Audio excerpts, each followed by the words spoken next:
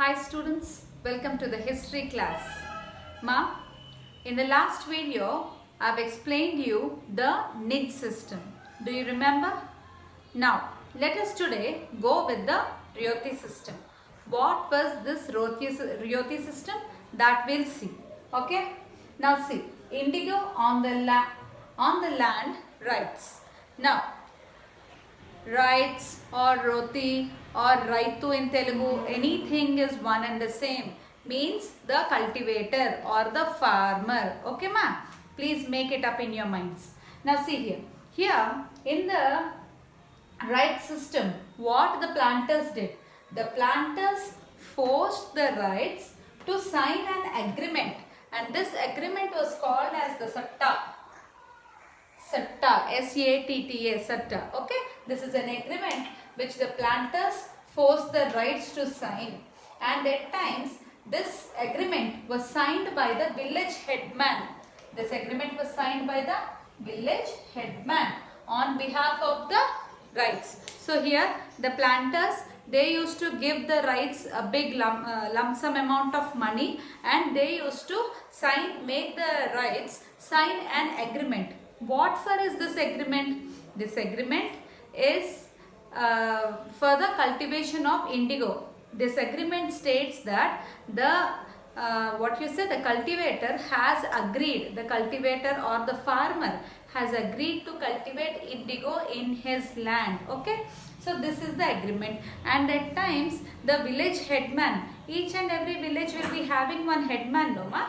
So at times the village headman also used to sign. All the money, the planter used to get money to the village headman, and the village headman used to sign on behalf of the right. See how miserable the people were there, the farmers were there in those days. Land is the land. The land is owned by the farmer, but the right is in the hand of the village headman. And some planter from some other land, he used to come and force these people to grow a crop which they are not interested, which the farmers were not interested in actually. Okay, so the farmers in those days, the plight of the farmers was very miserable. By this we can understand clearly. Now, as I said, cash advances were provided by the planters. Okay, so the planters used to give lump sum amounts of money in cash to the cultivators, and that too they used to provide these cash advances at low interest rates.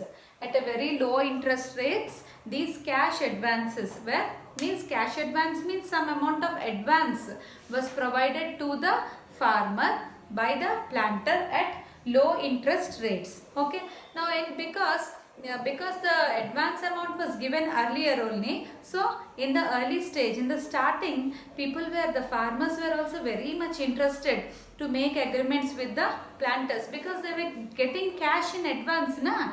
So, and why they were given this cash advances? In order to cultivate indigo. Okay ma'am? Now, how much of land should be cultivated? A farmer who enters into an agreement with the planter, a right who enters into an agreement with the planter, he has to cultivate 25% in 25% of his land. He has to cultivate indigo. 25% means if this is 1 acre of land, ma, okay, this is 1 acre of land divided into four parts each. So in one part he has to cultivate indigo only, okay, because he has made an agreement with the planter and he has also taken advance from the planter. So here, see here, now I said na, in 25% of land indigo had to be cultivated. Now the planters, they provided the seeds and the drill.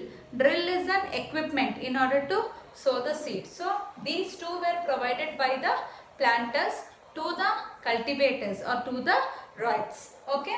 Now what was the work of the cultivator then? He has to prepare the soil first. He has to sow the seed and he has to look after the entire plantation, and at the end, after harvesting, then the crop was given to the planter. So this was the work of the right. Now see here. Here see ma. Here if you see that The planter had nothing to do actually. The planter had very less work with respect to the farm activity here. But the cultivator had more work. He had to struggle a lot with respect to the plantation in order to give till the time that the harvest is being given to the planter.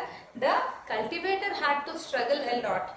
He had to work hard. He had to really work a lot of time in the farms. So here the contribution of the cultivator is more when compared to the planter.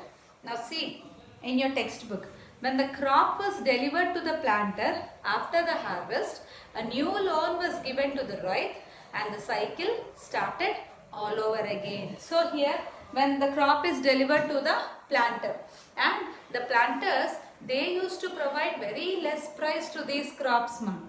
Okay, they did the price with which at which the planter used to buy these crops from the rights was very less, and along with that, after the crop was given to the planter again gave some amount of money in advance for the next crop. So this cycle of loans became a continuous process.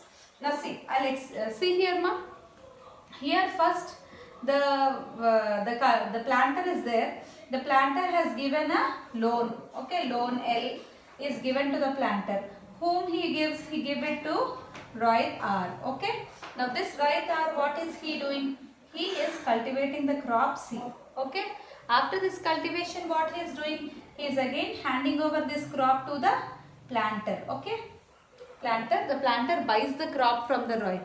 So again, so this session is over. Now again, planter provides a fresh loan again to the Rohit. So in this way, this continuous cycle of loans continued for long periods. And when loan continues for long period, what you know? We end up in debt. We end up in a situation where we are unable to pay the loan. Okay? So this loan keeps on going on. Okay? So that really hampered the economic condition of the cultivators in those days. Now, along with this problem, there were some other problems associated.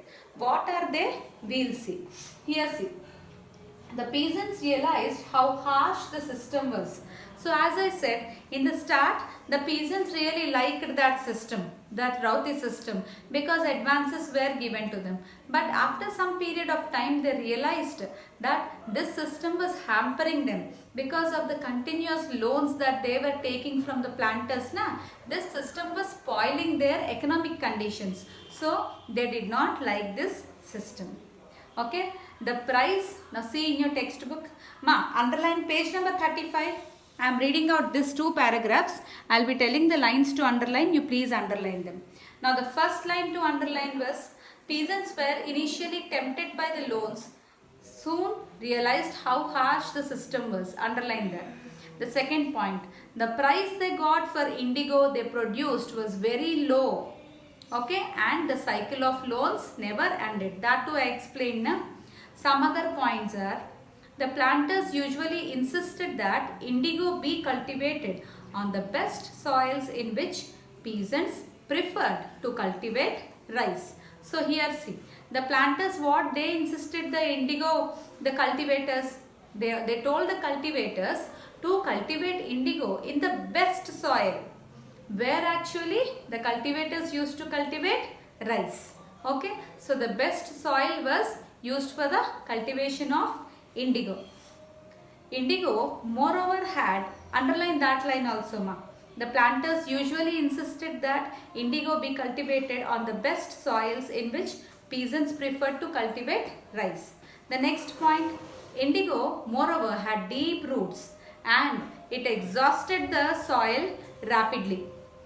After an indigo harvest, the land could not be sown with rice. So here usually the crop of the plantation of indigo had deep roots and it exhausted the soil, means it once a crop is being planted, indigo plantation is being done in a particular piece of land, then that piece of land was not at all prepared in order to sow any other crop like rice, in order to cultivate any other crop like rice, because the entire fertility in the soil is lost because of this indigo plantation. So this is all about the Rauti system, students. Understood till here, na?